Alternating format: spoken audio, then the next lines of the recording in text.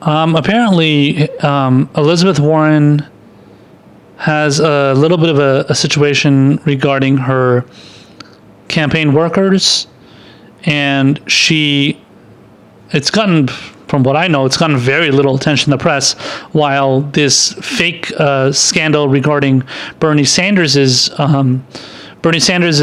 campaign workers, they have been, because Bernie Sanders has the first ever, the first ever campaign in United States history to be unionized, and a lot of Bernie Sanders's his workers have been demanding higher pay because they were getting lesser pay. So what happened was people that worked for Bernie Sanders' campaign, they were working more than 40 hours a week. Some of them working 60 hours a week, and they weren't receiving the $15 an hour that Bernie Sanders promised. They were receiving salary-based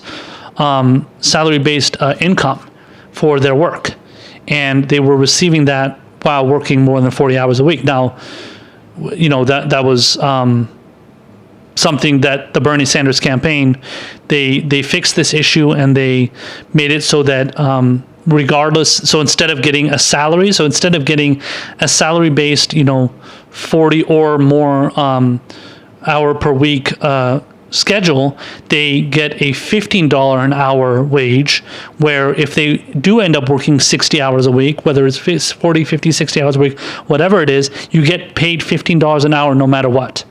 And that's what the Bernie Sanders campaign did. However, the media is portraying it as, Bernie Sanders doesn't give a shit about his workers, and he's just he's hosing them, and he doesn't care about what they're demanding. And so that's not true at all. It's all made. That's bullshit. That whole thing is made up, and it's it's completely manufactured outrage and manufactured scandal that doesn't really even exist. And this is something that was drudged up by centrist and anti-Bernie people who wanted to smear him as usual, and but they fixed the issue, and they're doing that now. But when it comes to somebody like Elizabeth Warren here, she apparently had something that was called a Warren Fellowship, and she had applicants that called what the campaign was doing, this campaign program, this Warren Fellowship, as a great scam. So this is an article from the Daily Beast, and the title of the article is Warren Fellowship Applicants. So this is quoting essentially the applicants that applied for this Warren Fellowship, saying the campaign program was a great scam. Quote, great scam. And so let's read the body of the article, and then we'll discuss. It says, Senator Elizabeth Warren, Democrat of Massachusetts, has built much of her political career as a champion of workers and consumers against the deceptive and exploitative practices of corporations and employers. But as she navigates the latest chapter of that career arc, a run for the Democratic nomination for the presidency, the Massachusetts Democrat faces criticism from several of her own supporters who said the lowest tier of her campaign structure doesn't match the image she projects. Two early converts to Warren described the process for entry into her campaign's volunteer fellowship program as deceptive and at times exploitative in interviews with the Daily Beast.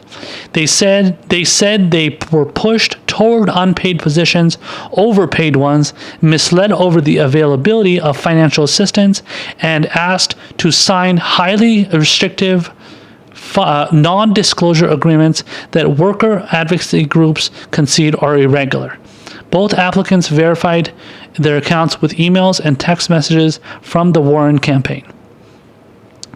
The complaints from those offered unpaid fellowships could raise new questions for Warren as she seeks to put her lengthy history of advocating for consumer and worker rights at the center of her rising campaign.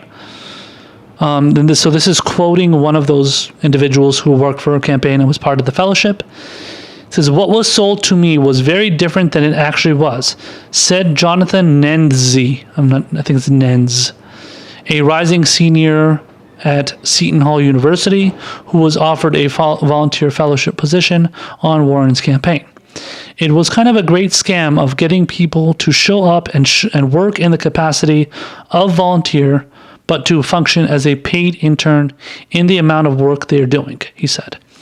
Like other Democrats running for the White House, Warren's campaign offers paid internships, but unlike many others, the campaign also offers volunteer fellowships and volunteer fellowships for academic credit. Earlier this month, the Daily Beast reported that some workers' rights groups, and activists worried that having an unpaid option could lead to a loophole for campaigns to exploit free labor. In the aftermath of that report, 2 applicants who were offered positions in Warren's volunteer fellowship program in early voting states came forward to say that they felt their experiences illustrated those fears. Nenz told the Daily Beast that he drove about 5 hours from Little Falls, New Jersey to Manchester, New Hampshire for what he hoped would be an exciting entryway into the field of political campaigns. Prior to arriving in Manchester, he said he had multiple communications with Warren campaign workers over the fellowship program, but as those talks continued, it became increasingly unclear what the difference between volunteer fellow and paid intern was. The way they always communicated, it was always fellow or intern, like they were synonymous, he said. Their application kind of took advantage of people who were really eager to get experience. Prior to orientation, Nancy said he was told multiple times that an organizer would get back to him about possible payment. I was getting super concerned, Nancy said. I had no information about where to go if I was being paid. If they had told me up front that I was unpaid, maybe I would have been able to prepare better. It says, ultimately, Nenzi was offered a position as a volunteer fellow.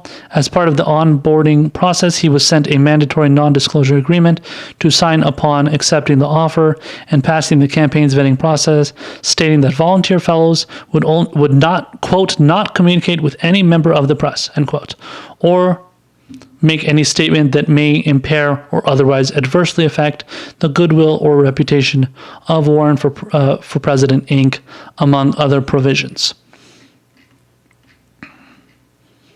It says the Campaign Workers Guild, a group focused on improving working conditions on campaigns, said providing NDAs to unpaid volunteers on campaigns is not a common practice, though it occasionally happens in large-scale races.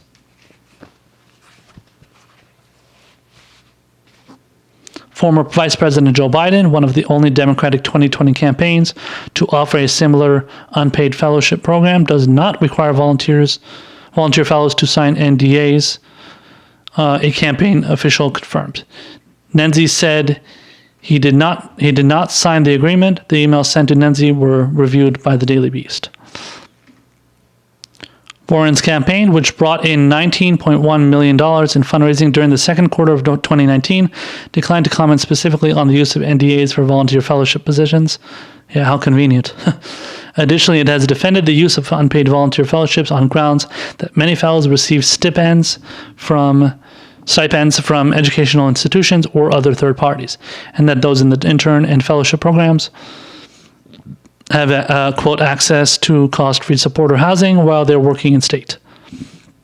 But according to internal campaign emails obtained by the Daily Beast, the campaign has not always clearly conveyed this to the fellows themselves. In one email to Nenzi and other incoming fellows, Eleanor Wood, the campaign's New Hampshire's deputy organizing director, wrote that the team would do our best to provide housing rather than guarantee it. If you are moving to New Hampshire, we will do our best to provide summer supportive housing, Wood wrote in an email dated on May 31st, describing a cohort of 50-plus volunteer fellows and paid interns in New Hampshire. So the rest of it talks a little bit about another person that apparently was in the same situation, and that they were promised free housing, and they were talking about how that's going to exist, and then, you're going to get it, but then they never got it. And this specific person, their name was Cole. They only want to be referenced by their first name, apparently. But he, I guess, apparently got a little screwed over, similar to Nenzi, and he was same with Nenzi. The initial person I was talking about in this article, he was worried about the availability of housing while volunteering for Warren. Apparently, Warren reached out to a lot of or some of her campaign people and the people that work for her and stuff. It says just under a week after the Daily Beast contacted Warren's campaign to detail multiple specific complaints from applicants offered volunteer fellowship positions, it appears someone decided the campaign's most junior members could use rallying.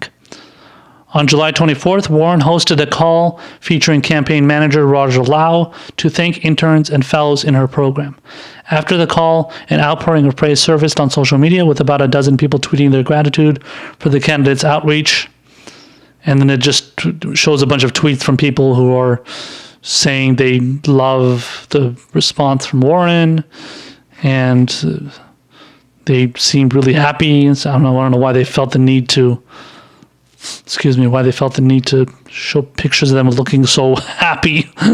But they're posting, like, this person posted this picture of like a real pic of me listening to Elizabeth Warren. She calls every single one of her campaign fellows and interns to thank us for work in our field. Yeah, but you did that after the complaints happened.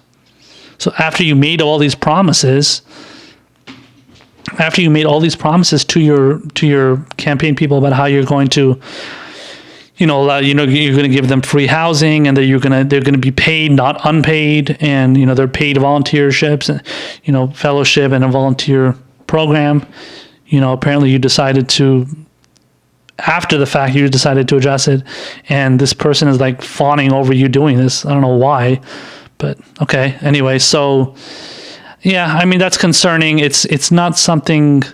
Listen, when it comes to what's happening in campaigns, it's so, like, there was a scandal that happened before. This was before Bernie Sanders. Not to talk about Bernie Sanders so much in a Elizabeth Warren segment here, but it's just important to note that, like, as a comparison, Bernie Sanders had a scandal, where there was a sexual assault scandal and, women were getting sexually assaulted. Bernie Sanders never knew about it, and he never knew about what was going on. Apparently whatever was going on was only told to the regional campaign managers working in specific states. So these weren't the people that were working. I'm sorry, the people that were necessarily. I mean, they probably weren't. Yeah, they weren't reporting to Bernie Sanders. They were probably not reporting these things going on to somebody that answers directly to Bernie Sanders, so like a campaign manager, the main campaign, the national campaign manager or the main campaign manager for Bernie Sanders. Those people probably weren't being told either, and they didn't know about it, and it just kind of happened without anybody's, knowledge. And my guess is, at the very, very least, that Elizabeth Warren probably didn't know that this was going on. And at least she did address it. But it's just kind of, and it's interesting because they mentioned earlier in the article how she's like this champion for workers' rights and, defending workers and making sure they aren't hosed and aren't treated unfairly. But then she has people that are promised positions that they never actually get. So like this actual specifics of their positions are not what they turned out to be. So that's unfortunate. I mean, I wouldn't be happy with that, whether it happened under Bernie Sanders or whoever. And to be fair to the women that were getting sexually harassed under Bernie Sanders, it would be totally understandable if they thought, oh, well, like, did Bernie Sanders know about this? He didn't know about it. But it would be understandable if Bernie Sanders or just any person that is the candidate who has all these campaign workers, like, oh, did you know about this? Like, if that person didn't know, like, I'd be like, really?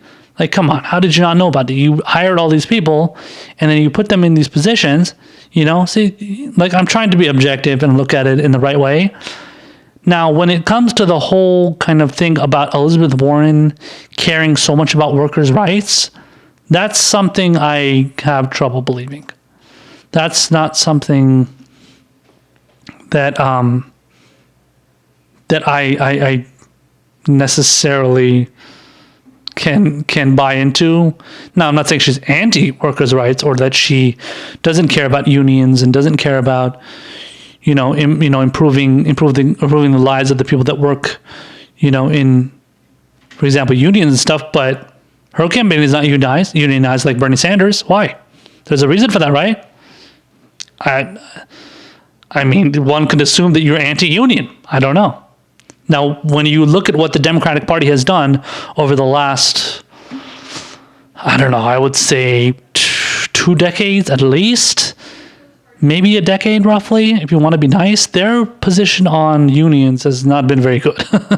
So they have been trying to stifle and resist the union movement a lot recently, and that's mainly because of corporate Democrats and centrist Democrats who are so in the pocket of big business and big corporations who don't like unions. Obviously, they hate unions, and this is honestly something that happened under Bill Clinton in the 90s, the early 90s, early to mid 90s, where he pushed this idea of triangulation, where you pretended like you met in the middle of all these policies and pushed the policies that were so-called moderate, or as we've talked about many times on this episode of the podcast, talking about pragmatism, so being pragmatic.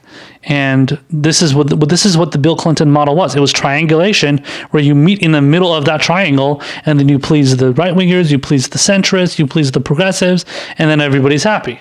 But in reality, that just means that that the ultimate goal and the ultimate result of triangulation is pleasing right-wingers and pleasing center-right people, and very, very rarely center-left people. Progressives don't get anything. Progressives get zero. They get zilch. They get nada out of triangulation, the triangulation strategy that's been pushed by Democrats like Bill Clinton, and to an extent, Democrats like Barack Obama too, and Hillary Clinton as well. So these are all policies. These are all strategies that these centrist Democrats love to push. And all those three that I mentioned, those are all centrist Democrats: Obama, Bill Clinton, and Hillary Clinton. They all love that shit. They all love trying to triangulate and bring everybody together, bring it bipartisan, make everything a bipartisan effort. In reality, they don't really give a shit about that. So, but, going back to the original point, I don't believe that Elizabeth Warren really cares about workers' rights. Now, again, I don't think she's anti-union. But when you see that a campaign is not pro-union, what is one to? And then there is a campaign that is pro-union, and you're calling yourself a progressive, because that's what Elizabeth Warren does. She calls herself a progressive. Other people call her a progressive. But then there's another actual progressive in the race, in Bernie Sanders, who has unionized his campaign, and he lets workers demand more pay, which they did, and he granted it to them. He did that, and the scandal behind it is bullshit, as I mentioned. He did that for them, but then Elizabeth Warren isn't doing it for them. And then on top of it, she has people that are working in her campaign who are making promises to campaign workers and saying that, oh no, you're totally going to get, for example, a paid volunteer or internship, whatever you want to call it, and you're going to be getting credits, credits from school. So if you're doing a school internship, essentially, you're going to get credits for that, or you're going to do. You're going to get free housing and stuff while you're working for us. But apparently some of them didn't get it. So what's up with that? I mean, are you going to ignore that? I mean, no, to be fair, I don't know what Elizabeth Warren said when she responded to these complaints, but they, according to this one person that tweeted about it, fawning over how Elizabeth Warren is showing so much appreciation to her workers. Apparently she doesn't appreciate them that much when she's not responding to that specific person. She didn't even respond to it, but she's responding to these people that are like, oh my God, I love these people that are out. And I can post the picture for you guys, or I can show you the picture if you want. But yeah, here, let me post it for you guys right now. But it shows this girl putting her hand over her, over her chest, and she's like, "Oh my God, I'm talking to Elizabeth Warren right now, and she's showing me all this, all this love and all this appreciation." But then somehow she's not able to show enough appreciation for you to be able to unionize, and to be able to give workers, all your workers, not just that person, but give your work, the workers, giving them, kind of fulfilling the promises that were afforded to them by Elizabeth Warren's campaign managers, who were telling them that these things were going to happen when they didn't. So, I mean, that's, again, if you want to be fair, I don't think it's directly Elizabeth Warren's fault, but I do think this is something that Elizabeth Warren needs to respond to. And listen, if you want to use that same logic, okay, Bernie Sanders was somewhat at fault because he, the managers, so the regional campaign managers that were not reporting, so within the certain states that were not reporting the sexual assault that was going on, he's at fault for that. But what did he do? He went and met with the women who were sexually harassed and made those complaints. He met with them, and he listened to their stories, and he made sure that their concerns were addressed so that it doesn't happen anymore. And this was before his campaign started, before he declared, because he wanted to kind of nip that in the bud before he ran, obviously, which is smart. And he did that before that, and then he wanted to make sure that kind of stuff doesn't happen in his 2020 campaign, because that would be a huge deal. That would be big if that happened during his 2020 campaign as well. So he nipped that in the bud. He addressed it, but Elizabeth Warren isn't addressing it. She's just directing everything to her campaign people and saying, "Oh yeah, we're going to give this statement for this," and then no, don't worry, we've always been giving, this is how these fellowship programs work, and then we give them free housing, but then there's people that are saying they're not receiving those things, so they're not receiving pay when they claim they would be, and then not receiving free housing when they were supposed to. So it seems really fishy. And, I don't know if there's going to be more investigations done into this, but if there is, there needs to be a lot more that's found out, because it doesn't seem like there's a lot of details into what actually went down. And it just seems like a lot of brushing it under the rug and oh, okay, it's, let's not, let's avoid this because it could make us look bad and we don't want to make Elizabeth Warren look bad. And that's the big difference between between Elizabeth Warren and Bernie Sanders. Bernie Sanders not only has a unionized campaign and lets his employees, so the people that work for his campaign, demand higher pay and work within that union, within the demands of that union, and have somebody representing them in that regard. But he also addresses the issues that the specific campaign people have. So specific ones.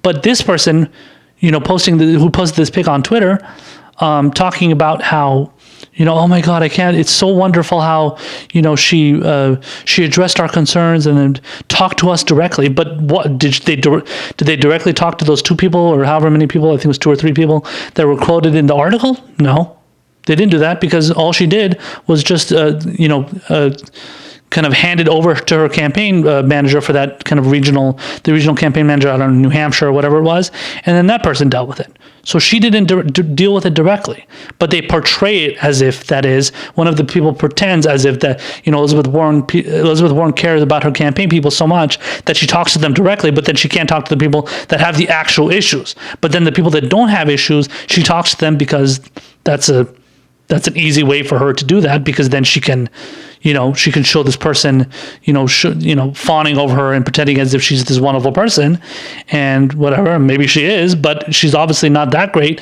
when she's not addressing the specific issues that she should be addressing, but she's going and talking to somebody that is already, loving how she's running her campaign.